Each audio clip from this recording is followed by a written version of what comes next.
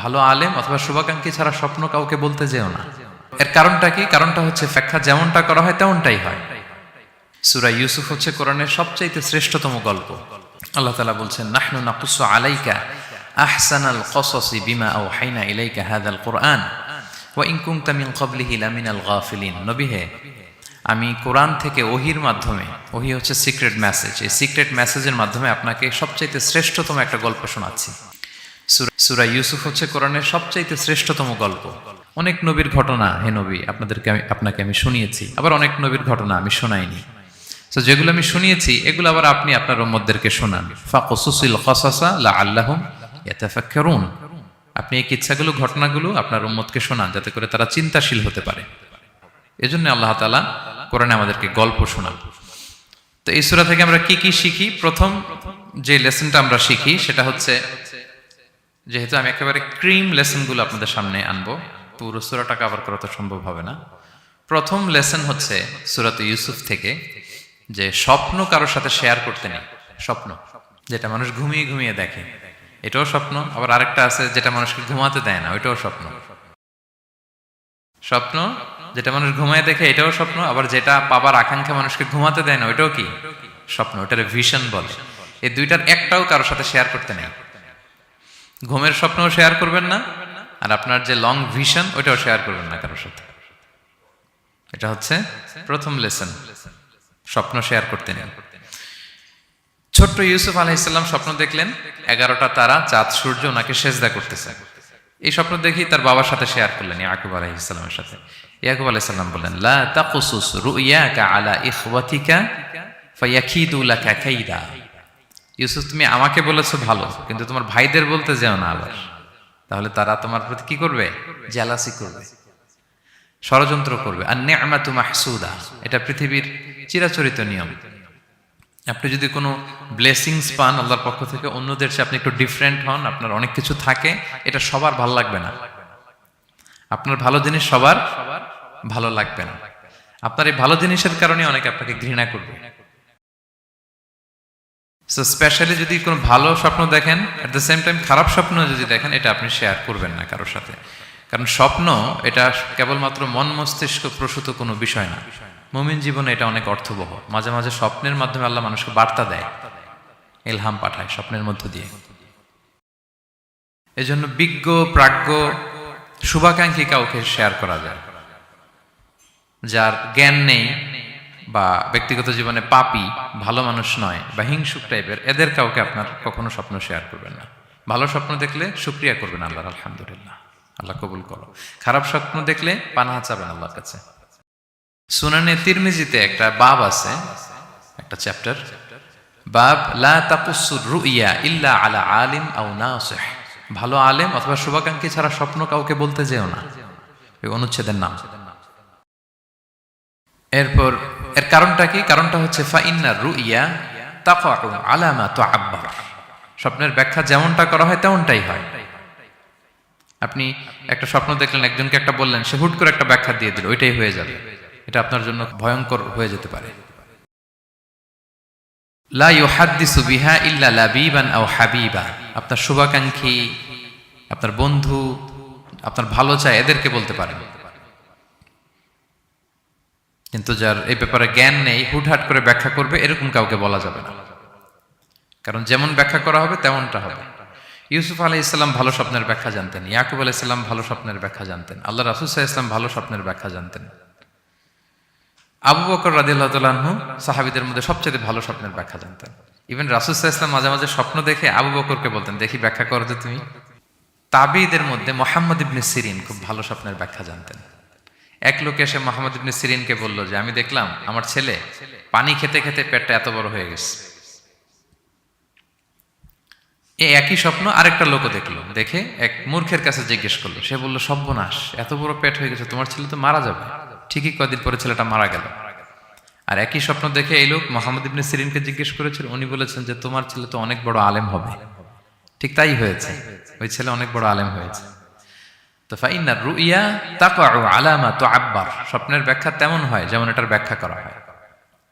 রাসূল সাল্লাল্লাহু আলাইহি ওয়াসাল্লাম একবার স্বপ্নে দেখলেন যে ওনাকে দুধ দেয়া হয়েছে বাটিতে, দুধ খাচ্ছেন। পরে আঙ্গুলের ফাঁক থেকে দুধ বেরোচ্ছে, এই সামান্য একটু দুধ রাসূল সাল্লাল্লাহু আলাইহি ওয়াসাল্লাম উমরে ফারুককে দিলেন। সাহাবারা বললেন, মাযা আউয়ালতা বিহি ইয়া রাসূলুল্লাহ, এটা তাওয়িল কি? তখন বললেন, আউয়ালতু বিহি আল ইলম, এটা দিয়ে আমি জ্ঞান বুঝিয়েছি, মানে উমরে ফারুকের আল্লাহ তাআলা অনেক জ্ঞান দিবে। স্বপ্নে কেউ দুধ খাচ্ছেন, এটা আপনার জ্ঞানের প্রতীক। রাসূল সাল্লাল্লাহু আলাইহি ওয়াসাল্লাম স্বপ্নে দেখলেন লোকজন দাঁড়ানো, কারো গায়ের জামা এতটুকু, কারো এতটুকু, কারো হাঁটু পর্যন্ত, আর উমরে ফারুক জামা একেবারে টেনে হিচড়ে যাচ্ছে। তো সাহাবারা বললেন, মাযা আউয়ালতু বিহি ইয়া রাসূলুল্লাহ, এই স্বপ্নের তাওয়িল কি, ব্যাখ্যা কি? রাসূল সাল্লাল্লাহু আলাইহি ওয়াসাল্লাম বললেন, আউয়ালতু বিহি আদ-দীন আত-তাকওয়া, এটা দ্বারা আমি দিনদারি বুঝিয়েছি, মানে উমরে ফারুকের দিনদারি অনেক বেশি। স্বপ্নে কেউ ছোট জামা দেখলে তার দিনদারি কমতেছে, এটার একটা আলামত। তো এই জন্য হুট করে স্বপ্নের কথা কাউকে শেয়ার করতে নেই। রাসূল সাল্লাল্লাহু আলাইহি ওয়াসাল্লাম ফজরের সালাতের পরে মসজিদে নববীতে সালাম ফিরিয়ে সাহাবাদের দিকে মুখ ফিরিয়ে বসতেন, তাসবিহ পড়তেন, এরপর জিজ্ঞেস করতেন, হাল রাআ আহাদুম মিনকুম আল বারিহাতা রুইয়া, গত রাতে কেউ কোনো স্বপ্ন টপ্ন দেখেছে নাকি? তো তখন সাহাবারা এই স্বপ্ন বলতেন, রাসূল সাল্লাল্লাহু আলাইহি ওয়াসাল্লাম ব্যাখ্যা করতেন। সুবহানাল্লাহ, কত সৌভাগ্যবান ছিলেন তারা। তাহলে স্বপ্ন বলা যাবে নাকি কাউকে? শুধু মুরাদ ভাই বলবে না, বাকিরা বলবে? স্বপ্ন বলবেন কাউকে না। খুবই শুভাকাঙ্ক্ষী, আপনার একেবারে ক্লোজ ফ্রেন্ড, তাকে বলতে পারেন। আর অনেক বড় আলেম, যিনি ভালো ব্যাখ্যা করতে পারবেন, আপনাকে গাইড করতে পারবেন, তাকে বলবেন, এছাড়া বলা যাবে না। আর খারাপ স্বপ্ন তো বলাই যাবে, আল্লাহ তাআলার কাছে পানা চাইতে হবে। তাহলে ঘুমিয়ে ঘুমিয়ে যেটা দেখি এটা কারোর কাছে বলা যাবে না। আর যেটা পাওয়ার আকাঙ্ক্ষা মানুষকে ঘুমাতে দেয় না, ওইটাও একটা স্বপ্ন। বলে না যে আমার জীবনের স্বপ্ন আমি এটা করব, এটাও স্বপ্ন। এই ভিশনও শেয়ার করা যাবে না কারোর সাথে। আপনারা তো ব্যবসায়ী মানুষ, টিপস শিখাই দেয় কিছু। বিশাল বড় একটা কিছু প্রজেক্ট নিছেন, শুরু করার আগে আপনি বলে ফেলছেন, শেষ, আর এটা হবে না। দেখবেন যে এখান থেকে কনস্পিরেসি, ওইখান থেকে শত্রুতা, ওইদিকে এটা করছে ওইটা করছে, আপনি আর আগাতেই পারবেন না। দুঃখজনক হলেও সত্য, আমরা বাংলাদেশিরা তো এগুলোতে অভ্যস্ত। সবার মধ্যে কম বেশি জেলাসি কাজ করে ন্যাচারালি, আমাদের বাংলাদেশিদের এটা আরো বেশি। আমি আমার প্রায় আলোচনাতে বলি যে আমাদের জাতীয় খেলা হাডুডু হওয়ার কারণ হচ্ছে এই খেলার ধরনটাই এমন, একজন সামনে যেতে চায়, 10 জন পা ধরে পিছনে টানতে চায়। তো একটা গল্প শুনেছিলাম এরকম, যে এক লোক জাহান্নাম ভিজিট করতে গেছে, এক এক দেশের লোকদের জন্য এক এক জাহান্নাম, প্রত্যেক জাহান্নামের উপর একজন রক্ষী ফেরেশতা। তো দেখতেছে যে একটা জাহান্নামের আশেপাশে কোনো রক্ষী ফেরেশতা নেই। তো বললো যে সব জাহান্নামের উপরে রক্ষী ফেরেশতা যাতে বেরোতে না পারে কেউ, এই জাহান্নামের কোনো রক্ষী ফেরেশতা নাই কেন? এটা কোন দেশের? বলতেছে এটা বাংলাদেশের জাহান্নাম। কেউ যদি কোনো রকম বের হইতে চায়, বাকিরা টেনে আবার ঢুকায় ফেলবে, বেরোয়া যাবে না এখান থেকে। তো এটা নাকি বাংলাদেশের জাহান্নাম। এটা জাস্ট একটা মজার ছলে গল্প করলাম আর কি। তা আপনি আপনার ভিশন শেয়ার করলে বিপদে পড়ে যাবেন। আপনি প্রপার হোমওয়ার্ক করবেন, গ্রাউন্ড ওয়ার্ক করবেন, কাউন্সিলিং করবেন, প্রজেক্ট দাঁড় করাবেন, লঞ্চিং প্রোগ্রামের দিন সবাইকে জানাবেন, সব রেডি। এবার আর কেউ কিছু করতে পারবেন, এটা দাঁড়ায় গেছে, সব রেডি আমার। লঞ্চিং জাস্ট একটা ফর্মালিটিস, তারপরে আমার কাজ শুরু হবে। কিন্তু আপনি আগেই যদি সবাইকে জানায় ফেলেন, হবে? এটা হবে না। এটা হচ্ছে 1 নম্বর লেসন, স্বপ্ন শেয়ার করতে নেই। এই লেসনটাকে ক্লিয়ার প্রিয় ভাই এবং বোনেরা? আচ্ছা, মুভিং অন, 2 নম্বরে চলে যাই। সূরা ইউসুফের 2 নম্বর লেসন হচ্ছে চরিত্র হচ্ছে মানব জীবনের সবচেয়ে দামি সম্পদ, আপনার ক্যারেক্টার। আমরা ছোটবেলায় পড়েছি না যে when money is lost nothing is lost, health is lost something is lost, character is lost, সব শেষ। এটা অনেক দামি সম্পদ। সো এই মোরাল স্ট্যান্ডার্ড বা আপনার এথিক্স, এটাতে কোনো কম্প্রোমাইজ করা যাবে না। চরিত্র শেষ তো সব শেষ। বিশেষ করে যুবক ভাইয়েরা, আপনারা অনেক যুবক আছেন এখানে দেখতে পাচ্ছি। এই চারিত্রিক উন্নত চরিত্র, এটা আল্লাহ তাআলার কাছে অত্যন্ত প্রিয়। এবং যারা চরিত্র হেফাজত করতে চায়, যে যুবক, আল্লাহ তাআলা তাদেরকে সাহায্য করা নিজের জন্য অবধারিত করেছেন, তাকে হেল্প করা, যে নিজের চরিত্র বাঁচাতে চায়। রাসূল সাল্লাল্লাহু আলাইহি ওয়াসাল্লাম বলেছেন, সালাসাতুন হাক্কুন আলাল্লাহি আউনুহুম, 3 শ্রেণীর ব্যক্তিকে সাহায্য করা আল্লাহ নিজের উপর আবশ্যক করেছেন। এর মধ্যে এক শ্রেণী হচ্ছে ওয়ান্নাকিহ আল্লাযী ইউরিদুল আফাফ, এমন যুবক যে বিয়ে করে নিজের চরিত্র হেফাজত করতে চায়। সেম গোস টু ফিমেল, নারীদের ক্ষেত্রেও একই কথা। প্রত্যেকের ক্ষেত্রে, যুবক যুবতী প্রত্যেকের জন্যই তার চরিত্রটা তার জীবনের সবচাইতে দামি সম্পদ। এবং এটা হেফাজতের একমাত্র মাধ্যম হচ্ছে বিয়ে। বিয়ে হচ্ছে আমাদের চরিত্র হেফাজতের রক্ষা কবচ। এবং রাসূল সাল্লাল্লাহু আলাইহি ওয়াসাল্লাম যুবক যুবতীদেরকে উদ্দেশ্য করে বলেছেন যে ইয়া মাআশারা শাবাব, হে যুবক যুবতীরা, মান ইসতাতা মিনকুমুল বাআতা ফালিয়াতাযাওয়াজ, তোমাদের যাদের সক্ষমতা আছে তোমরা বিয়ে করে ফেলো। টাইমলি ম্যারেজ আমরা সবসময় বলি, সময় মতো করতে হবে। ফাইন্নাহু আগাদ্দু লিল বাসার, বিয়ে করলে দৃষ্টি সংযত হয়। ওয়া আহসানু লিল ফারাজ, প্রাইভেটস এটা হেফাজতে থাকে, লজ্জাস্থান। ওমান লাম ইয়াস্তাতি', যদি কারো সক্ষমতা না থাকে, ফাআলাইহি বিস-সাওম, সে যেন রোজা পালন করে। ফাইন্নাহু লাহু বিজা, এটা তার জন্য ঢাল স্বরূপ। তাহলে অন টাইমে ম্যারেজের কথা রাসূল সাল্লাল্লাহু আলাইহি ওয়াসাল্লাম আমাদেরকে বলেছেন। এবং এই যৌবন এটা কিন্তু একটা হিউজ এনার্জি। ইয়স, আপনাদের নামও তো দিয়েছেন কি Bangladeshi young business community Malaysia presents. তো আপনারা হচ্ছেন সবাই এখানে যুবক, তাগড়া যুবক। এই যৌবন, 5টা প্রশ্নের উত্তর না দিয়ে কিয়ামতের ময়দানে মানুষ পা নাড়াতে পারবে না। এর মধ্যে একটা প্রশ্ন হচ্ছে তোমার জীবনের যে মাহেন্দ্রক্ষণ যৌবন, এটা তুমি কিভাবে কাজে লাগিয়েছো, তোমার ইয়ুথ, এটার ব্যাপারে আপনি জিজ্ঞাসিত হবেন। সো এই যৌবনটা এটা আমাদের কাছে আমানত। এজন্য রাসূল সাল্লাল্লাহু আলাইহি ওয়াসাল্লাম অসংলগ্ন দৃষ্টিপাত করতে আমাদেরকে নিষেধ করেছেন, দৃষ্টি যাতে আমরা হেফাজত করি। এবং তিনি বলেছেন 2টা অঙ্গের গ্যারান্টি যদি আমাকে কেউ দেয় যে এই 2 অঙ্গের পাপ কেউ করবে না, আমি নবী তাকে জান্নাতের গ্যারান্টি দেই। মাইয়াদমান লি মা বাইনা লিহিয়াইহি ওয়া মা বাইনা রিজলাইহি আদমান লাহুল জান্নাহ। 2 অঙ্গ কোনটা? 2 চোয়ালের মাঝখানে যেটা থাকে মানে জিহ্বা, আর হচ্ছে 2 পায়ের মাঝখানে যেটা থাকে মানুষের প্রাইভেট। এই 2 অর্গান, 2 অঙ্গের পাপ যদি কেউ করবে না বলে আমি নবীকে গ্যারান্টি দেয়, আমি নবী তাকে জান্নাতের গ্যারান্টি দেই। এই 2 অঙ্গ দিয়ে বেশি পাপ হয় মানুষের, খেয়াল করে দেখবেন বেশি পাপ হয়। তো এই জন্য ইসলাম বিবাহ বহির্ভূত সকল সম্পর্ককে হারাম করেছে, বিয়েকে হালাল করেছে। বিয়ের মধ্যে প্রশান্তি আছে, প্রাপ্তি আছে, দায়িত্বশীলতা আছে। অনেকে বলে যে আমি লিভ টুগেদার করবো, এখানে ইসলামের এত সমস্যা কেন? আমি আমার সূরা নূরের একটা লাইভ সিরিজ করতেছি, ওখানে বিস্তারিত বলেছি যে এখানে অনেক সমস্যা আছে। আপনি এই বাংলাদেশের পার্সপেক্টিভে যদি বলি, ঢাকা মেডিকেলের ডাস্টবিনে প্রায় নবজাতক বাচ্চা পাওয়া যায়, পত্রিকায় আসে, হয় জীবিত নয় মৃত। তো ওই যে বাচ্চাটা যে আপনি প্রাণ নষ্ট করলেন, এই অধিকার কি আমার আছে? নাই।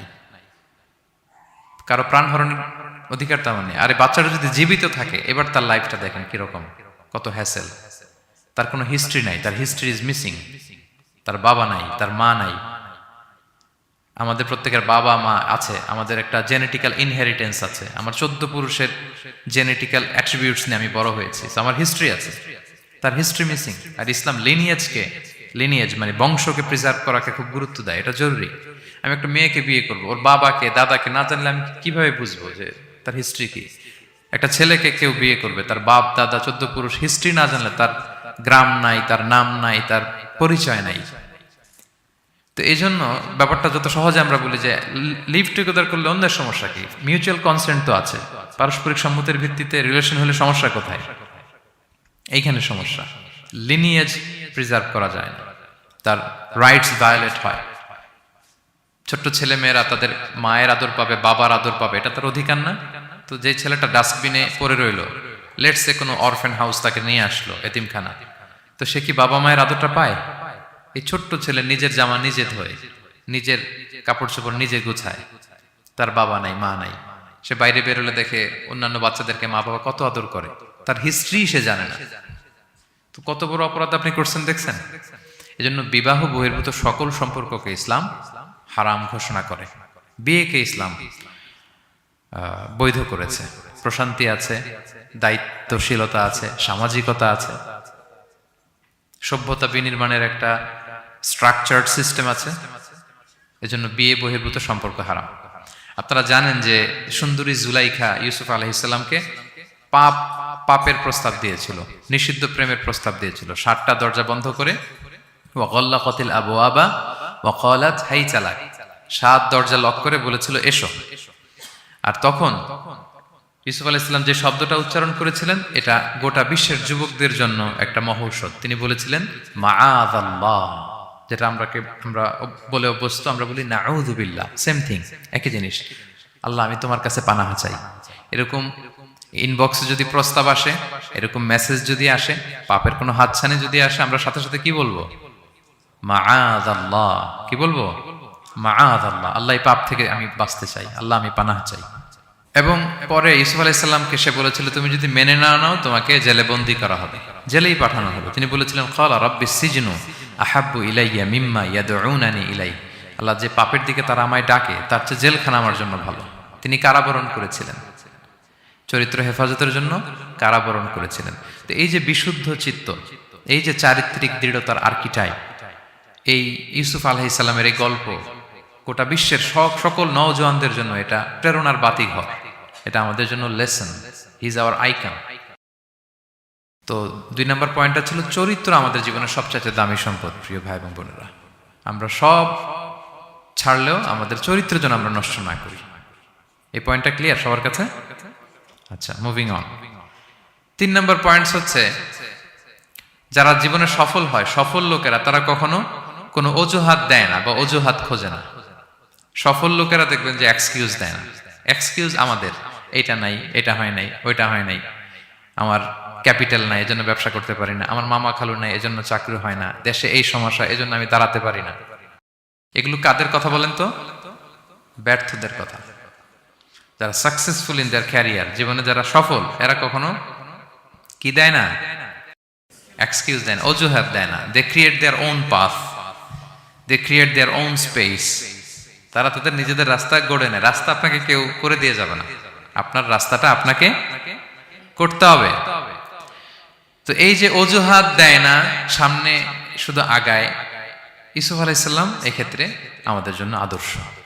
আপনি একটু খেয়াল করে দেখেন, এই যে আমাদের মধ্যে এত হতাশা, এটা নাই ওইটা নাই, এত হতাশা, হতাশ হওয়ার মতো কি ছিল না ইউসুফ আলাইহিস সালামের জীবনে? বলেন, হতাশাগ্রস্ত হওয়ার মতো কি ছিল না? ওনার জীবনে সব ছিল। হতাশ হওয়ার জন্য, হাল ছেড়ে দেওয়ার জন্য যা যা দরকার সব ছিল। ছোটবেলায় ভাইদের ষড়যন্ত্র, ওনাকে পিটিয়ে মেরে আহত করে কুয়ার মধ্যে ফেলে দেওয়া হয়েছে, অন্ধকার কুয়া, ছোট্ট বাচ্চা। সেখান থেকে এক ক্যারাভ্যান কাফেলা এসে ওনাকে নিয়ে মিশরে বিক্রি করে দিল, দাস কেনাবেচার বাজারে। কৃতদাস উনি, এখন কৃতদাস। আর আমাদের মতো স্বাধীন মুক্ত মানুষ নন, কৃতদাস হিসেবে বিক্রি করে দেয়া হলো, সার্ভেন্ট। আজিজে মেসরের ওখানে যে উনি কৃতদাস হিসেবে জীবনযাপন শুরু করলেন। নারীর ছলনায় এখানে ফিতনার সম্মুখীন হলেন, কারাবরণ করলেন। হতাশ হওয়ার মতো কি ছিল না? বলেন, সব ছিল। উনি তো হাল ছেড়ে দিলে, ইউসুফ আলাইহিস সালামের সবার আগে হাল ছেড়ে দেওয়ার কথা ছিল। কুয়ার মধ্যে যখন পড়ছে, খালাস, আমি শেষ, আমার তো জীবনে আর কোনো আলো নাই। দাস কেনাবেচার বাজার যখন বিক্রি, তখনই তো হাল ছেড়ে দেওয়ার মতো, আমার জীবন তো শেষ, মুক্ত জীবন তো আর নাই। জুলাইখা যখন অত্যাচার করতেছিল, তখনই হাল ছেড়ে দেওয়ার মতো ছিল। জেলখানায় মোর দেন আ ডেকেড, 12 বছর জেলখানায় ছিল, মানে মোর দেন 10 ইয়ার্স, 10 বছরের বেশি। তো তারপরও তিনি কি করেন নাই? অজুহাত দেয় নাই। ধৈর্যের সাথে, সাহসিকতার সাথে একটার পর একটা পথ পরিক্রমা তিনি পাড়ি দিয়েছেন। এবং দেখেন যে উনি জেলখানার ভেতরে যে পুরো জেলখানার পরিবেশ চেঞ্জ করে ফেলছিলেন আল্লাহ নবী ইউসুফ আলাইহিস সালাম। জেলখানায় কারা যায় বলেন তো দেখি? চোর, ডাকাত, গুন্ডা, বদমাশ, তাই না? তো ওখানে যে উনি দেখলেন যে কারা কর্তৃপক্ষ এই গুন্ডা বদমাশদেরকে নিয়ন্ত্রণে রাখতে হিমশিম খাচ্ছে। আল্লাহ নবী ইউসুফ আলাইহিস সালাম ওনার চারিত্রিক মাধুর্যতা দিয়ে, ওনার পার্সোনালিটি দিয়ে, ওনার আচরণ দিয়ে, সবকিছু দিয়ে সবার মন জয় করে ফেলেন। কয়েক মাসের ব্যবধানে পুরো মিশরের জেলখানা ওনার নিয়ন্ত্রণে। সবার অসুস্থ যারা সেবা শুশ্রূষা করলেন, যাদের কাউন্সেলিং দরকার কাউন্সেলিং করতে লাগলেন। মাঝখানে আবার 2জন কয়েদি স্বপ্ন দেখলো, তারা দেখলো যে এখানে স্বপ্ন বলতে হইলে ইউসুফকেই বলতে হবে। ইউসুফ আলাইহিস সালামের কাছে বললো, উনি সুন্দর স্বপ্নের ব্যাখ্যা করলেন। এরপর প্রপার একটা টাইমে দাওয়াতি কাজ শুরু করলেন। তার মানে আপনার রাস্তা যদি একটা বন্ধ হয়, আরো 10টা খোলা, ঠিক কিনা? একটা দরজা বন্ধ, আল্লাহ তাআলা আরো অনেকগুলো দরজা খুলে দিবেন। One door is closed, many doors are open, আরদুল্লাহি ওয়াসিআ। দাওয়াতি কাজ আপনি করতে চাইলে অনেক জায়গা খোলা আছে। এবং জেলখানা, কারাবরণ, কোনো কিছু দিয়ে আল্লাহ নবী ইউসুফ আলাইহিস সালামকে দমানো যায় না। দমানো গিয়েছে না। যেন সফলরা এগুলো বলেন, আমি তো কারাবরণ করছিলাম, আমি তো 10 বছর ছিলাম না, আমার তো এই সমস্যা। এগুলো সফল লোকদের কথা না। আপনারা নেলসন ম্যান্ডেলার নাম শুনেছেন? সাউথ আফ্রিকার প্রথম প্রেসিডেন্ট। উনি কত বছর কারাবরণ করেছিলেন জানেন? 27 বছর। 27 বছর উনি জেলখানায় ছিলেন। আজকে ওনার মৃত্যুর এত বছর পরেও কুয়ালালামপুরের এই ইফতার প্রোগ্রামে ওনার কথা আমরা স্মরণ করতেছি। কি সাকসেসফুল না? অত দূরে যাওয়ার দরকার নেই। আমি যদি এই দেশের দিকে তাকাই, what about the honourable prime minister Anwar Ibrahim? কয় বছর? প্রায় 8 বছর। পরে রয়্যাল পার্ডনে সব মিলাই টিলে 8 বছরের মতো উনি কারাজীবন কাটিয়েছেন। তো সফল হতে কোনো সমস্যা হয়েছে? Now he is the prime minister of Malaysia. সুবহানাল্লাহ। মিশরে যখন আমরা ছিলাম আমরা দেখেছি যে অনেক ইসলামিক মুভমেন্টের বড় বড় নেতৃবৃন্দ, কেউ 15 বছর, কেউ 20 বছর জেলখানায়, দমাতে পারেনি তাদেরকে। সো সফলদেরকে দমানো যায় না, এবং তারা এক্সকিউজ দেয় না, অজুহাত দেয় না, এটার কারণে পারি না, ওইটার কারণে পারি নাই। তারা নিজের রাস্তা নিজে তৈরি করে। এই লেসনটা আমরা পেলাম। 4 নাম্বার হচ্ছে বিলিভার্স আর অলওয়েজ অপটিমিস্টিক। বিশ্বাসীরা সবসময় আশাবাদী হয়, অলওয়েজ অপটিমিস্টিক, হাল ছেড়ে দেয় না। মুমিন কখনো হতাশ হয় না, মুমিন কখনো হাল ছেড়ে দেয় না। মুমিন ভরসা রাখে একজনের উপর, তিনি কে? আল্লাহ তাআলার উপর সবসময় বিশ্বাসীরা তারা ভরসা রাখে। এবং সূরা ইউসুফে এটা শিক্ষায় আমরা পাই। ইয়াকুব আলাইহিস সালাম ওনার ছেলেদেরকে বলেছিলেন যে লা তাইয়াসু মির রাহিল্লাহ ইন্নাহু লা ইয়াইয়াসু মির রাহিল্লাহি ইল্লাল কওমুল কাফিরুন।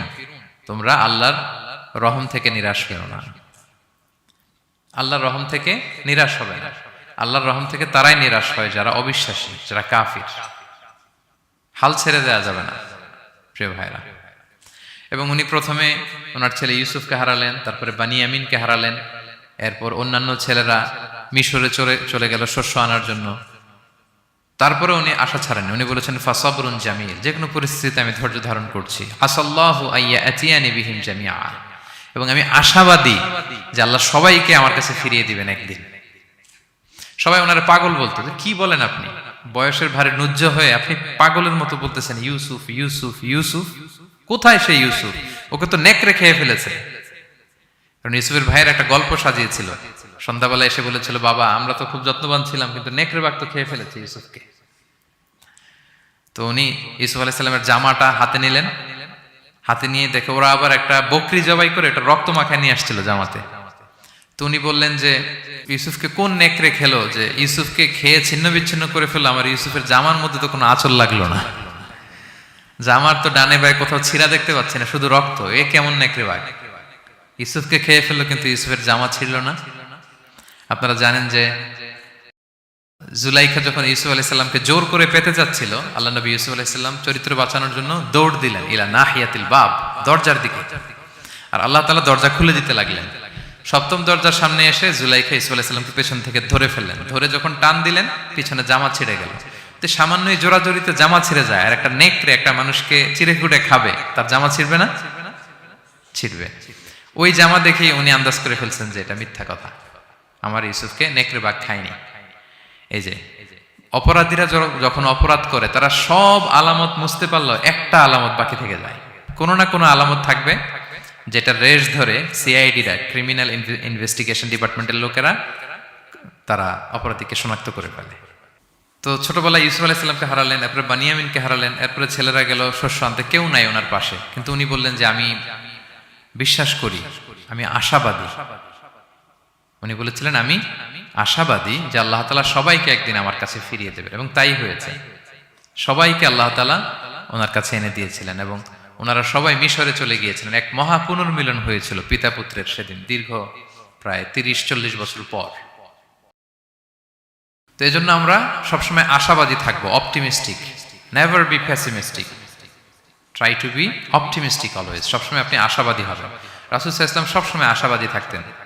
যে কোনো একটা দিকে নেগেটিভিটি থাকবে, পজিটিভিটি থাকবে, আপনি কোনটা নেবেন? পজিটিভটা আপনি নেবেন। একটা উদাহরণ আছে না, যে এরকম একটা গ্লাসের অর্ধেক যদি পানি থাকে, কেউ দেখে অর্ধেক খালি, কেউ দেখে অর্ধেক পানি ভর্তি, তো আপনি অর্ধেক যে পানি ভর্তি ওইটা খেয়াল করবেন, আশাবাদী হবেন। আশাবাদী লোকদেরকে আল্লাহ তাআলা পছন্দ করে। নিরাশ হয় যারা কাফির, অবিশ্বাসী তারা। আর শয়তানের সবচেয়ে বড় মিশন হচ্ছে আমাদেরকে হতাশ বানানো। আমাদেরকে কি বানানো? সে আমাদেরকে হতাশ বানাইতে পারলে সে সাকসেসফুল। সে আমাদেরকে বোঝাতে থাকে এত পাপ করেছিস, আল্লাহকে তোরে মাফ করবে? মনে হয় করবে না। এত পাপ হয়ে গেছে, এত অন্যায় হয়ে গেছে, মনে হয় আল্লাহ আর পাপ করবে, মাফ করবে না। যা হয়েছে হয়েছে, আরেকটু কর, আরেকটু এনজয় করতে থাক, আরেকটু গা ভাসায় দে পাপের সাগরে। এরকম আপনারে প্রভোগ করতে থাকে সে। আপনাকে আশাবাদী হতে দেয় না যে না, আমি পাপ যতই করি, আমার পাপ যত বড় হোক, আল্লাহর রহমতের দরিয়া তার চাইতেও বড়। এটা ভাবতে দেয় না শয়তান আমাদের। বারবার বারবার নিরাশ করতে থাকে। নিরাশ যদি আমাদেরকে করতে পারে, শয়তান সফল। শয়তান সবসময় আমাদেরকে নিরাশ করতে চায়, ভয় দেখায়। তুমি যেই পাপ করেছো আল্লাহ তো মাফ করবে না, এত বড় পাপ তো আল্লাহর কাছে ক্ষমা হবে না। সো আমরা যেন আশাবাদী হই, আমরা যেন হতাশার সাগরে ডুবে না যাই, অপটিমিস্টিক যেন হই সম্মানিত ভাইয়েরা। এবং ইউসুফ আলাইহিস সালাম কিন্তু এক্ষেত্রে আমাদের জন্য আদর্শ। তিনি আশাবাদী ছিলেন এবং শেষ পর্যন্ত লড়াই করে গিয়েছেন। নিরাশ হওয়া যাবে না। এই পয়েন্টটা ক্লিয়ার সবার কাছে? 5 নাম্বার লেসন হচ্ছে, আপনি যদি বড় কোনো কাজ করতে চান, আপনার বড় প্ল্যান লাগবে, যেটাকে আমরা মাস্টার প্ল্যান বলি। বড় কিছু করতে হলে মাস্টার প্ল্যান লাগে এবং আপনার প্রপার ম্যানেজমেন্ট লাগবে। প্ল্যানিং ছাড়া পৃথিবীতে কিছু হয় না। প্ল্যানিং যে কোনো কাজে, যে কোনো ক্যারিয়ারে, যে কোনো প্রফেশনে প্ল্যানিং ছাড়া বড় কোনো কিছু হয় না। আপনি প্ল্যানিং করেন, হার্ড ওয়ার্কিং করেন, সফলতা আপনাতেই এসে ধরা দেবে। এটা পৃথিবীর সুন্নাত। আপনি কাজ করবেন না, প্রচেষ্টা করবেন না, আল্লাহর উপর ভরসা করে রাখবেন, আল্লাহ আপনারা বাঁচাবে? বলেন, চেষ্টা করতে হবে। তাওয়াক্কুলের মেকানিজমটা এরকম, আপনি আপনার সর্বোচ্চটুকুন চেষ্টা করবেন, সর্বোচ্চ চেষ্টা করে এরপরে কার উপর ভরসা করবেন? আল্লাহ তাআলার উপর। আপনারা কি জানেন বিষ্ণু সাল্লাল্লাহু আলাইহি ওয়াসাল্লাম যেদিন হিজরত করেছিলেন, ওই দিন বিশ্বনবী মানে কত ভাবে নিজেকে আড়াল রাখার চেষ্টা করেছিলেন। বিষ্ণু সাল্লাল্লাহু আলাইহি ওয়াসাল্লাম মাস্ক পরতেন না কখনো, মুখ খোলা থাকতো। ওই দিন মাস্ক করেছিলেন, মানে কাপড় দিয়ে মুখটা ঢেকে। আল্লাহ যখন বললেন আজ রাতে হিজরত হবে, রাসূল সাল্লাল্লাহু আলাইহি ওয়াসাল্লাম দুপুরবেলা বেরোলেন আবু বকরকে জানানোর জন্য। তিনি দুপুরবেলাও কখনো বেরোতেন না। ওয়াক্তাল কাইলুলা, এটা রাসূল সাল্লাল্লাহু আলাইহি ওয়াসাল্লামের বিশ্রামের সময় ছিল। বাদাত যাহিরা, জোহরের পরে বিশ্রাম নিতেন। প্রচন্ড গরম, আরব দেশের লোকেরা বেরোতো না তখন, রাসূল সাল্লাল্লাহু আলাইহি ওয়াসাল্লাম বেরোতেন না। ওই দিন তিনি ওই টাইমে বেরোলেন যাতে কেউ না দেখে, নাম্বার 1। নাম্বার 2, উনি সবসময় খোলা মুখে বেরোন, ওই দিন তিনি মুখ ঢেকে বেরোলেন যাতে দূর থেকে কেউ দেখলেও একটা গ্ল্যান্সে টের না পায় এটা মুহাম্মদ। আচ্ছা, নাম্বার 3, আবু বকর রাদিয়াল্লাহু তাআলার কাছে যেয়ে বলেন, আবু বকর যারা ঘরে আছে একটু বের করো, খুব কনফিডেন্সিয়াল একটা কথা। আবু বকর বললেন, ইয়া রাসূলুল্লাহ, এটা তো আপনার পরিবার, মানে বিয়ে হয়ে গেছে অলরেডি আয়েশা রাদিয়াল্লাহু তাআলার সাথে, এখনো সংসার হয়নি, তো আপনার পরিবার, তারপর আসমা, এরা। বলছে আচ্ছা তাহলে ঠিক আছে। আবু বকর বললেন, ইয়া রাসূলুল্লাহ বলেন। আল্লাহ রাসূল বললেন, আল্লাইলা, সংক্ষেপে, মেসেজ কিন্তু সংক্ষেপে দিতে হয়। বললেন আল্লাইলা, আজ রাতে। তখন বললেন যে রাসূলুল্লাহ আমি কি সাথে থাকবো? হ্যাঁ, সাথে থাকবে তুমি। তো আগে ইঙ্গিত পেয়ে অনেক আগেই একটা উটকে আবু বকর রাদিয়াল্লাহু তাআলা আনহু ঘাস খাওয়াচ্ছিলেন, পানি খাওয়াচ্ছিলেন, নাদুস নুদুস করছিলেন। তো ওই রাতেই বের হয়ে গেলেন। এবার আবু বকর রাদিয়াল্লাহু তাআলা আনহু কতটুকু প্ল্যান করলেন দেখেন। উনি ওনার ছেলে আব্দুল্লাহকে বললেন, তুমি মক্কার বাজারে, আমরা যে মিসিং, আমরা যে নাই, আজকে রাতে তো আমাদেরকে হত্যা করতে আসবে, কে কি বলতেছে এসে গারে সাউরে তুমি এসে বলে যাবা। এটা হচ্ছে আবু বকর রাদিয়াল্লাহু আনহুর প্ল্যানিং। এই যে প্ল্যানিং যে কত দরকার, বড় কাজের জন্য যে প্ল্যানিং লাগে। রাসূল সাল্লাল্লাহু আলাইহি ওয়াসাল্লাম প্ল্যান করছে কিভাবে? দুপুরে বেরোইছেন, মুখ ঢেকে বেরোইছেন, সবার সামনে বলতে চাচ্ছেন না, শর্ট ওয়ার্ড দিয়ে বলে ফেলতেছেন। আবু বকর রাদিয়াল্লাহু তাআলা আনহুর প্ল্যানিং হচ্ছে 2 মাস ঘাস খাওয়ালেন উটকে, ওট প্রস্তুত, অর্থ প্রস্তুত, এবং মক্কা থেকে মদিনায় সাওয়াহিলি রোড দিয়ে, অর্থাৎ সাগরের পাশ ঘেঁষে ক্যারাভেন যে রাস্তা ছিল ওই রাস্তায় না, লোকচক্ষুর অন্তরালে আরেক রাস্তায় আমাদেরকে পৌঁছায় দিতে পারবে এরকম একজন গাইড তিনি ভাড়া করে রাখলেন। ছোট্ট ছেলে আব্দুল্লাহকে বলেন, আব্দুল্লাহ আমরা যখন গারে সাউরে 3 দিন থাকবো, তুমি সকালবেলা মদিনার মক্কার বাজারে ঘুরবা, কে কি বলে আমাদের ব্যাপারে, আবু বকর মুহাম্মদ নিয়ে কে কি বলে এসে আমাদেরকে শোনাবা। তো ছোট্ট ছেলে আব্দুল্লাহ যখন এই তথ্য দিয়ে যাবে, আব্দুল্লাহর ফুটপ্রিন্ট থাকবে না, বের হয়ে মরুভূমি দিয়ে হেঁটে গারে সাউর, আবার হেঁটে, তো ফুটপ্রিন্ট কেউ ফলো করলে তো সোজা আল্লাহ রাসূল এবং আবু বকরের কাছে পৌঁছে যাবে। উনি প্ল্যান বিও করে রাখলেন যে আব্দুল্লাহ যখন আমাদেরকে ইনফরমেশন পৌঁছে চলে আসবে, তিনি আরেকজনকে ঠিক করে রাখলেন যে তুমি আমার ছাগলগুলো ওই রাস্তায় একটু চড়াবা, তখন ছাগলের ফুটপ্রিন্ট থাকবে। ছোট্ট আব্দুল্লাহর পায়ের যে ছাপ, ফুটপ্রিন্ট ওইটা আর থাকবে না। সুবহানাল্লাহ বিহামদি, কি প্ল্যান! ঠিকই আব্দুল্লাহ যেত, ফুটপ্রিন্ট পড়তো, এরপর তার রাখাল এসে ছাগল চড়াতো ওখানে। ফলে এখন শুধু ছাগল হাঁটার দাগ, ছোট্ট বাচ্চার আর দাগ নেই। এভাবে ওনারা হিজরত করেছেন, এরপরে তাওয়াক্কুল করেছেন আল্লাহর উপর। আর আমরা বলি যা করে আল্লাহ, আল্লাহর উপর তাওয়াক্কুল করলাম, এরকম বলি না? যা হবে হবে, এটা তাওয়াক্কুল হয়েছে? আমরা টিপিক্যাল বাঙালি মুসলমানরা কি বলতাম? আমি আল্লাহর নবী, আমি কাফেরদের নাকের ডগার উপর দিয়ে যাব, দেখি কে ঠেকায়, কার শক্তি বেশি, কুরাইশদের শক্তি বেশি না আল্লাহর শক্তি বেশি। এরকম বলতাম না? যে আমি রাতের বেলায় কেন যাব, আমি দিনের বেলায় আবু জাহেলের নাকের ডগার উপর দিয়ে হেঁটে যাব, দেখি কার শক্তি বেশি, আমার আল্লাহ বড় নাকি আবু জাহেল বড়।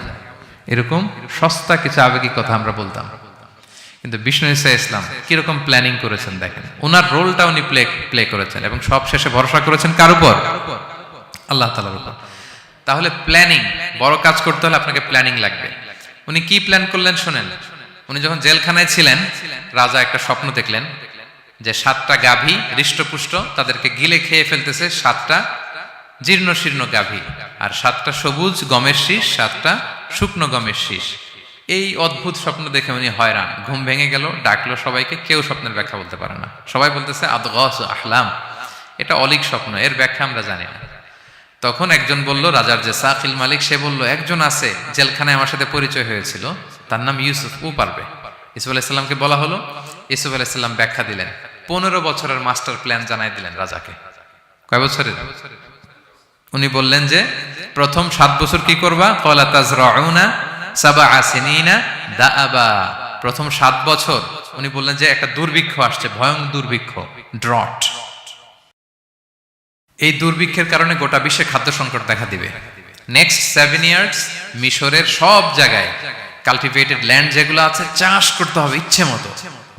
এই 7 বছর চাষ করতে হবে, খেতে হবে কম, জমায় রাখতে হবে বেশি। এরপরের 7 বছরে কোনো বৃষ্টি হবে না, মারাত্মক দুর্ভিক্ষ, মাটি ফেটে চৌচির, পানি নাই কোথাও। ওই জমিয়ে রাখা প্রথম 7 বছরের খাবার দিয়ে পরের 7 বছর আপনাদেরকে ট্যাকেল দিতে হবে। এরপরে 7-7 14 শেষে 15তম বছরে প্রচন্ড বৃষ্টি হবে, সুজলা সুফলা, শস্য শ্যামলা হয়ে যাবে মিশরের অলি গলি সবকিছু। তাহলে প্ল্যান করলেন, মাস্টার প্ল্যান করলেন কয় বছরের? 15 বছর। রাজা শুনে তো অবাক, বলতেছে সর্বনাশ, এই লোক কোথায় ছিল? নিয়ে আসতে চাইলেন, উনি বললেন না, আমি বেরোবো না, আমাকে মিথ্যা অপবাদ দিয়ে কারাবরণ দেওয়া হয়েছিল, আগে ওটা সেটেল করেন। ওটা সেটেল করা হলো, গোটা মিশরবাসী জানলো, বিনা অপরাধে কারাবরণ। এরপর উনি বেরোয় আসলেন। সাথে সাথে রাজা বলল, আপনাকে আমি আমার একেবারে কাছের লোক, ব্যক্তিগত সহকারী বানাবো। উনি বললেন না, ইন্নী হাফিজুন আমিন, আমি হচ্ছি হাফিজ, যে কোনো জিনিস ভালো প্রিজার্ভ করতে পারি। এই যে আলনি আলা খাজাইনিল আরদ, আপনি আমাকে ফিনান্স মিনিস্টার বানান। তার মানে অনেক সময় নিজের ঢোল নিজের পেটাতে হয়। যখন দেখবেন যে না, আশেপাশে যেগুলো আছে এগুলো সব হচ্ছে বোকা শোকা, এরা দায়িত্ব নিলে শেষ করে ফেলবে, ওই ক্ষেত্রে নিজের ঢোল নিজে পেটানো জায়েজ। তো ইউসুফ আলাইহিস সালাম দেখলেন যে আমি যদি এটার রেসপন্সিবিলিটি নেই, তাহলে এই মাস্টার প্ল্যান আমি বাস্তবায়ন করতে পারবো। উনি বললেন, আমাকে ফিনান্স মিনিস্টার অফ ইজিপ্ট বানান, অর্থ মন্ত্রণালয়ের দায়িত্ব দেন। দেয়া হলো ওনাকে, এবং রাজাও দেরি করলেন না, মুহূর্তের মধ্যে ফিনান্স মিনিস্টারের দায়িত্ব দিয়ে দিলেন। এটাকে বলে ম্যারিটোক্রেসি। ইংরেজিতে কি বলে? ম্যারিটোক্রেসি, মানে পদ দেয়া হবে ম্যারিটের ভিত্তিতে। সিঙ্গাপুরের 3টা বা 4টা ন্যাশনাল পলিসির মধ্যে একটা হচ্ছে ম্যারিটোক্রেসি। তারা এত আগায় যায় কেন? ছোট্ট সিঙ্গাপুর আগায় যাচ্ছে এত। তারা ওই জহুর বারু থেকে পানি নিয়ে ওইটারে প্রসেসিং করে ড্রিঙ্কিং ওয়াটার বানায়, আবার জহুর বারুর কাছে ড্রিঙ্কিং ওয়াটারের বোতল বিক্রি করে। কিন্তু পানি নিছিল কোত্থেকে?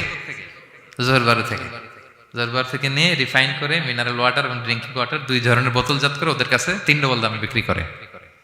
This is called merit. আর সিঙ্গাপুরের রাষ্ট্রীয় পলিসির মধ্যে একটা হচ্ছে ম্যারিটোক্রেসি, মানে মেরিটের ভিত্তিতে পদ পাবে। এখানে চাচা মামা খালুর ফোন কলে কাজ হবে না, এখানে দলীয় কোনো কিছুর কাজ হবে না। এজন্য এরা হু হু করে আগাচ্ছে শুধু সামনের দিকে। এই ম্যারিটোক্রেসির ফর্মুলা ফলো করেছিলেন দ্য কিং অফ ইজিপ্ট। তিনি দেখলেন যে এক কারাগারে ছিল, কয়েদি ছিল, that's not a big deal. সে যে মাস্টার প্ল্যান দিছে, আমার ইজিপ্টকে বাঁচাতে হলে একে লাগবে আমার, মুহূর্তের মধ্যে ফিনান্স মিনিস্টার। অবাক করা কাহিনী। 12 বছর জেল খাটা লোক বেরোয় finance minister. This is called meritocracy. তারপর আল্লাহ নবী ইউসুফ আলাইহিস সালাম এভাবে বাস্তবায়ন করলেন। তো এই জন্য আমাদেরকে বড় প্ল্যানিং করতে হবে এবং রিসোর্স ম্যানেজমেন্ট জানতে হবে। আমার অনেক কিছু আছে কিন্তু আমি এটাকে ম্যানেজ করতে জানি না, আপনি সফল হতে পারবেন না। আপনার অ্যাসেট আছে, টাকা আছে, নলেজ আছে, কিন্তু আপনি ম্যানেজ করতে জানেন না। আপনার ম্যানেজমেন্ট না থাকলে সফলতা আসবে না, বিশেষ করে যখন এটা গভর্নমেন্ট রিসোর্সের ব্যাপার আসে। গভর্নমেন্ট রিসোর্সকে এটা চমৎকারভাবে ম্যানেজ করতে হয়। আপনারা কি জানেন পৃথিবীতে ডেইরি প্রোডাক্টের জন্য কোন দেশ সবচেয়ে বিখ্যাত? ডেইরি, হ্যাঁ হ্যাঁ, নিউজিল্যান্ড। আর এখানে অস্ট্রেলিয়া। এখানে ডাচ লেডি একটা দুধ আছে, খান আপনারা? ডাচ লেডি কোন দেশের? নেদারল্যান্ডের বা হল্যান্ডের। হল্যান্ডে যেই পরিমাণে গরু আছে, ইথিওপিয়াতে তার 5 গুণ বেশি গরু আছে। আফ্রিকান একটা কান্ট্রি আছে ইথিওপিয়া, হল্যান্ডের 5 গুণ বেশি গরু তাদের দেশে। কিন্তু পৃথিবীতে ডেইরি ফ্যাক্টরিতে হল্যান্ড আগানো ইথিওপিয়ার চেয়ে 10 গুণ বেশি আগানো। কারণ ওদের গরু বেশি কিন্তু ম্যানেজমেন্ট নাই। কিভাবে ডেইরি প্রোডাক্ট ওরা বের করবে, এই রিসোর্স ম্যানেজমেন্টটা জরুরি। আমাদের বাংলাদেশে আল্লাহ তাআলা অনেক রিসোর্স দিয়েছেন, এটার ম্যানেজমেন্ট নেই। আমাদের এই যে Cox's Bazar, the longest sea beach, অনেককে বললে চিনেও না। আমি অনেক জায়গায় বলেছি যে গর্ব করে যে আমাদের তো লংগেস্ট সি বিচ, জানো কোথায় আবার এটা লংগেস্ট সি বিচ? চিনেই না কক্সবাজারকে। কিন্তু আমাদের ট্যুরিজম মিনিস্ট্রি কিন্তু এই রিসোর্সগুলোকে ম্যানেজ করে গোটা বিশ্বের ট্যুরিস্টদেরকে অ্যাট্রাক্ট করতে পারতো না। ম্যানেজমেন্টের দুর্বলতা। আমাদের সিলেটে যে হিল ট্রাক্টস এরিয়া, পাহাড়ি এরিয়া, চা বাগান, এটা অনেক বড় ট্যুরিস্ট অ্যাট্রাকশন হতে পারত। আমাদের বান্দরবানে একবার একটা ক্যাবল কার বানাইছিল, এটা কয়েক সপ্তাহের মধ্যে ছিঁড়ে পড়ছে। এই ঘটনা শুনলে বিদেশিরা তো দূরের কথা, আপনি উঠবেন ওটাতে আপনার বাচ্চা কাচ্চা নিয়ে? তা আমরা তো গেন্টিং হাইল্যান্ডে গেলেই ক্যাবল কারে উঠি। লাঙ্কাবিতে গেলে এই যে স্কাই কেবলে আমরা উঠি না, কি পাওয়ারফুল ক্যাবেল দিয়ে, এত সুন্দর ম্যানেজমেন্ট, এত সুন্দর সেফটি সিকিউরিটি দিয়ে ওরা এটাকে ম্যানেজ করেছে। গোটা বিশ্বের ট্যুরিস্টদেরকে আকৃষ্ট করতেছে। ওটার উপরে উঠলে আন্দামান দ্বীপপুঞ্জগুলো দেখা যায়। আপনারা যাবেন লাঙ্কাবির ওই ক্যাবল কারে, মালয়েশিয়ার সবচেয়ে উঁচু ক্যাবল কার, স্কাই ক্যাবল ব্রিজ আছে একটা। তো এই যে আমাদেরকে আকৃষ্ট করে এগুলো, কারণ they know how to manage their resources. Government লেভেলে এই রিসোর্স ম্যানেজমেন্টটা জরুরি, যেটা আল্লাহ নবী ইউসুফ আলাইহিস সালাম আমাদের চোখে আঙ্গুল দিয়ে দেখিয়েছেন। প্ল্যানিং লাগবে, মাস্টার প্ল্যানিং লাগবে, গ্রাউন্ড ওয়ার্ক লাগবে, এরপরে আপনি কাজে নামবেন। যে কোনো বড় কাজ করার আগে, যেহেতু আপনারা ব্যবসায়ী, তো আমি তো ব্যবসা বুঝি না, একটু জাস্ট শেয়ার করতেছি আর কি আপনাদের সাথে, যদি কাজে লাগে আপনাদের। যে কোনো বড় প্রজেক্ট করার আগে সর্ট অ্যানালাইসিস করতে হয়। নাম শুনেছেন না আপনারা? হ্যাঁ, সর্ট নাম শুনেছেন? আজকে শুনে যান। SWOT, সর্ট অ্যানালাইসিস করতে হয়। S for strength, W for weakness, O for opportunities, T for threats. আপনি একটা বড় কাজ করার আগে সর্ট অ্যানালাইসিস করতে হয় যে আমার এই কাজের স্ট্রেংথ কতটুকু আছে, আমার উইকনেস কি কি আছে, কি কি সমস্যা হতে পারে, এরপর অপরচুনিটিস কি কি থাকতে পারে, তারপর এই কাজ আমি দাঁড় করালে, প্রজেক্ট দাঁড় করলে কি কি থ্রেট আমাকে এখানে বাধাগ্রস্ত করতে পারে। এই গ্রাউন্ড ওয়ার্ক করার পরে এরপর আপনি বড় মাস্টার প্ল্যান নিয়ে আপনার প্রজেক্ট শুরু করবেন। প্ল্যানিং বড় প্রজেক্টের জন্য অনেক জরুরি, এবং রিসোর্স ম্যানেজমেন্ট, বিশেষ করে গভর্নমেন্ট রিসোর্সের ক্ষেত্রে এটা খুবই জরুরি। এবং আল্লাহ নবী ইউসুফ আলাইহিস সালামের জীবনী থেকে এই লেসন কিন্তু আমরা পাই। এই পয়েন্টটা কি ক্লিয়ার সবার কাছে? 5 নাম্বার পয়েন্ট একটু কঠিন হয়ে গেল নাকি? ক্লিয়ার? 6 নাম্বার পয়েন্ট হচ্ছে এ দাঈ ইজ অ্যান অপরচুনিটি সিকার।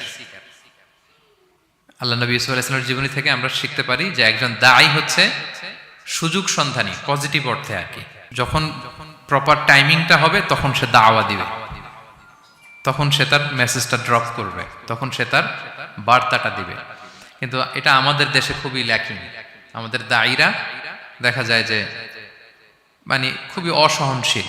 সহনশীলতা আমাদের দায়ীদের মধ্যে বাংলাদেশে কম। মাইক্রোফোন পেলেই ও কাফের, ও জাহান্নামী, ও বাতিল, সবাইরে জাহান্নামে পাঠায়, উনি একাই জান্নাতে যেতে চায়। তো সবাই একসাথে গেলে আরো মজা হইতো না বেশি? কি বলেন? হ্যাঁ, এখানে আপনারা কেউ নাই, আমি একা আসছি, ঘুরতেছি, খাচ্ছি, এটা কি ভালো লাগবে আমার? এই যে আপনারা সবাই আসতেছেন, গেট টুগেদার হচ্ছে, এটাই না আনন্দ। তো সবাইরে জাহান্নামে পাঠাই, আমি একা জান্নাতে গেলে এটা মজা হবে? তো এটা বুঝাবে কে ওনাদের? কথায় কথায় সে বাতিল, সে কাফির, সে গোমরা, আর উনি একাই শুধু ভালো। এটা দায়ীর বৈশিষ্ট্য নয়। আরব শায়েখরা বলেন যে নাহনু দুআত লাসনা কুদাত, আমরা দাঈ, আমরা জাজ নই।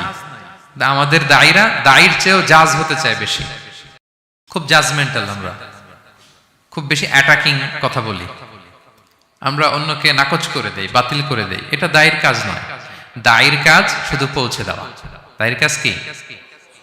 ওমা আলাইনা ইল্লাল বালাগ, ওমা আলার রাসূলি ইল্লাল বালাগুল মুবিন, লাস্তা আলাইহিম বিমুসাইতির। নবী আপনাকে দারোগা বানিয়ে পাঠায়নি, আপনি পিছনে পিছনে ঘুরবেন। ফালাআল্লাকা বাখিউন আলা নাফসিকা আলা আসারিহিম ইল্লাম ইউমিনু বিহাদাল হাদিসে আসাফা। মানে নবী আপনি তো পাগল হয়ে যাবেন ওদের পিছনে ঘুরতে ঘুরতে, ওরা ঈমান আনে না কেন, ওরা জান্নাতি হবে না কেন, এত পেরেশান তো হওয়ার দরকার নাই। আপনার কাজ শুধু পৌঁছে দেওয়া। হেদায়েত দেয়া না দেয়ার মালিক কে? আল্লাহ। ইন্নাকা লা তাহদি মান আহবাবতা ওয়ালাকিন্নাল্লাহা ইয়াহদি মান ইয়াশা। নবী আপনি যাকে চান হেদায়েত দিতে পারবেন না। আপন চাচা আবু তালেব এত ভালোবাসতো রাসূল সাল্লাল্লাহু আলাইহি ওয়াসাল্লামকে, ফিনান্সিয়াল সাপোর্ট, পলিটিক্যাল সাপোর্ট সব দিয়েছেন। রাসূল ভালোবাসতেন ওনাকে। মৃত্যু সজ্জায় শুয়ে আছে, চাচা একবার বলেন আশহাদু আল্লা ইলাহা ইল্লাল্লাহ ওয়া আশহাদু আন্না মুহাম্মাদুর রাসূলুল্লাহ, আমি বাকিটা আল্লাহর সাথে বুঝবো। উনি সবশেষে বললেন আলা মিল্লাতি আব্দুল মুত্তালিব, আমি আব্দুল মুত্তালিবের শিরকি বিশ্বাসের উপর শেষ নিঃশ্বাস ত্যাগ করলাম। তো রাসূল সাল্লাল্লাহু আলাইহি ওয়াসাল্লাম চাইলেও দিতে পারে না। তা আপনি দাঈ, আপনি এরকম জাজমেন্টাল কেন হবেন? আপনি এরকম অন্যকে নাকচ কেন করবেন? আপনার কাজ তো শুধু পৌঁছে দেওয়া। আমাদের কাজ কি? একজন দাঈ মোটেও জাজমেন্টাল হবে না, তিনি শুধু পৌঁছে দিবেন এবং প্রপার টাইমিং এর অপেক্ষায় থাকবেন। ইউসুফ আলাইহিস সালাম জেলখানায় ঢুকেই লা ইলাহার দাওয়াত দেননি, আগে সবার মাঝে নিজের একটা শক্ত অবস্থান নিশ্চিত করেছেন। যখন দেখলেন যে না, কেউ বিপদে পড়লে ওনার কাছে আসে, পরামর্শ চাইলে ওনার কাছে আসে, উনি ভাবলেন এই তো আমার টাইম। এরপর উনি শুরু করলেন, মানে তাওহীদের কথাকে, শিরককে উচ্ছেদ করে তাওহীদ প্রতিষ্ঠার কথা এত সুন্দর আপনি সূরা ইউসুফের মধ্যে যেভাবে পাবেন অন্য কোথাও এরকম পাবেন না। অনেক সুন্দর করে এখানে তিনি দাওয়াত দিয়েছেন। তো দায়ীর কাজ হচ্ছে প্রপার টাইমিংটা করা। একজন দায়ী সবার সাথে মিশবে, দল মত নির্বিশেষে। গোটা বিশ্ব তার দাওয়াতি প্ল্যাটফর্ম। সে অনলাইনে, সে অফলাইনে, সে ক্যামেরার সামনে, সে কিবোর্ডে, সে মুসলিমের কাছে, অমুসলিমের কাছে, সবার কাছে আপনি মিশবেন। অনেক অমুসলিমরা আমাদের কথা শুনে, অনেক হিন্দু ভাইরা কথা শুনে, অনেক বৌদ্ধরা কথা শুনে, অনেক নাস্তিকরা কথা শুনে। হিজ মাই অডিয়েন্স। অনেক গুন্ডা মাস্তান আমাদের কথা শুনে। আপনি ওদের সাথে বসবেন, হাফ প্যান্ট পরে বসছে, গলায় স্বর্ণের চেইন, মদের গ্লাস নিয়ে বসছে, বসেন। আপনি দেখেন না এবিটলিও কি সুন্দর করে চলে যায়, সুন্দর করে। যে উনি আমাকে বলতেছে যে শায়েখ, আমি যে অনেক মেয়েদের সাথে বসি টসি, আমি কিন্তু মনে মনে শুধু আস্তাগফিরুল্লাহ পড়ি। আমাকে বলতেছে শায়েখ, যে আপনি দেখছেন ইন্দোনেশিয়াতে এখানে সেখানে আমি চলে যাই বিভিন্ন মদের বারে, এখানে সেখানে, আমি কিন্তু মনে মনে আস্তাগফিরুল্লাহ পড়ি। তার মানে তার চিন্তা চেতনা কত সুন্দর দেখেন, যে ওখানে তো যাইতে হবে আমাদের। পাপের জায়গায় আড্ডাখানায় না গেলে আপনি দাওয়াতটা দিবেন কোথায়? সো প্রপার একজন দায়ী, he is an opportunity seeker. Say proper timing বুঝে দাওয়াতটা দিবে। এবং একজন দায়ী দল মত নির্বিশেষে সবার কাছে কোরআনের কথা পৌঁছাবেন। যেই দায়ী ভেদাভেদ করেন অডিয়েন্সের মধ্যে, তিনি এই দাওয়াতি কাজের উপযুক্ত নন এবং দাওয়াতের এই মহান মর্যাদাকে তিনি হানি করছেন। একজন পটেনশিয়াল দায়ীর এরিয়া গোটা বিশ্ব। 7 নাম্বার সর্বশেষ লেসন হচ্ছে success isn't a destination, success is a journey. আমরা সফলতাকে অনেক একটা ডেস্টিনেশন মনে করি। ওই যে আমার সফলতা, আমি ওখানে পৌঁছলেই সফল, বাস খালাস, কেদা আর কিছু লাগবে না, এই তো হয়ে গেছে, আমি সফল। না, সাকসেস ইজন্ট আ ডেস্টিনেশন। সফলতা এটা কোনো গন্তব্যের নাম নয়, এটা একটা journey, journey to journey, journey to journey, চলমান প্রক্রিয়া। সফলতার কোনো শর্টকাট হয় না, হয় অনেক কাঠখড় পুড়িয়ে জীবন যুদ্ধের প্রতিটি অধ্যায়ে নিজেকে প্রমাণ করে করে একটু একটু করে আপনি সফল হবেন, একটু একটু করে আগাবেন। ইটস এ জার্নি, এটা কোনো ডেস্টিনেশন নয়। এবং সফল হওয়ার পথ পরিক্রমায় কোনো লিফট নেই, সিঁড়ি বেয়ে উপরে উঠতে হয়। কি বেয়ে? কিন্তু আমরা সফল হতে চাই কিভাবে? ডাইরেক্ট 100 তলা, এই তো আমি সফল, উপরে, সবার উপরে আমি, এইভাবে চাই সফলতাটা। সবার উপরে উঠে যাব, গোল্ড মেডেল গলায় পরাই দিবে, আমরা সাকসেসফুল। না, সফলতার রাস্তায় কোনো লিফট থাকে না। কি দিয়ে উঠতে হয়? সিঁড়ি বেয়ে ঘাম জড়িয়ে উঠতে হয়। দেখেন, শুধু আলোর মুখ দেখার জন্য মায়ের পেটে আমাদের কত সময় লাগছে বলেন তো? জাস্ট একটু লাইট, হ্যাঁ, 9 মাস 10 মাস সময় লাগছে শুধু একটু আলো দেখবো আমরা। একটু আলোর মুখ দেখার জন্য আমার লাগছে 9 মাস। আর এখানে আমরা শর্টকাট খুঁজি খালি, কি খুঁজি? সফলতার কোনো শর্টকাট নেই। অল্প এফোর্টে যারা সফল হতে চায় এরা কোনোদিন সফল হয় না। ইউসুফ আলাইহিস সালামের জীবনীটা একটু খেয়াল করেন, একটু একটু করে তিনি সামনের দিকে এগিয়েছেন এবং সবশেষে ইজিপ্টের ফিনান্স মিনিস্টার হয়েছেন। এজন্য ধৈর্য ধারণ করতে হবে, নিজের সর্বোচ্চটুকু উজাড় করে দিয়ে আপনার রোলটা আপনি প্লে করবেন, এরপর আল্লাহ তাআলার উপর ভরসা রাখবেন। কিন্তু অনেক চেষ্টার পরেও যদি কাঙ্ক্ষিত সফলতা না পান, হতাশ হওয়ার কিছু নাই। কারণ বিশ্বাসীর সফলতা শুধু দুনিয়াতে না, বিশ্বাসীদের সফলতা আখিরাত পর্যন্ত বিস্তৃত। ওইটা আসল সফলতা। ফামান যুহজিহা আনিন নারি ওয়া উদখিলাল জান্নাতা ফাকাদ ফাজ। যে জাহান্নাম থেকে মুক্তি পেল, জান্নাতের নিশ্চয়তা পেল, সেই সফল। তো আমরা যেন সেই সফলতার জন্য অপেক্ষা করি, আমরা যেন দুনিয়া আখিরাত উভয় জাহানে সফল হতে পারি। আল্লাহ তাআলা আমাদের সবাইকে কথাগুলো বোঝার ও আমল করার তৌফিক দান করুক। হাযা মা ইনদি ওয়াল ইলমু ইনদাল্লাহ আলাইহি তাওয়াক্কালতু ওয়া ইলাইহি উনীব। ওয়াসসালামু আলাইকুম ওয়া রাহমাতুল্লাহি তাআলা ওয়া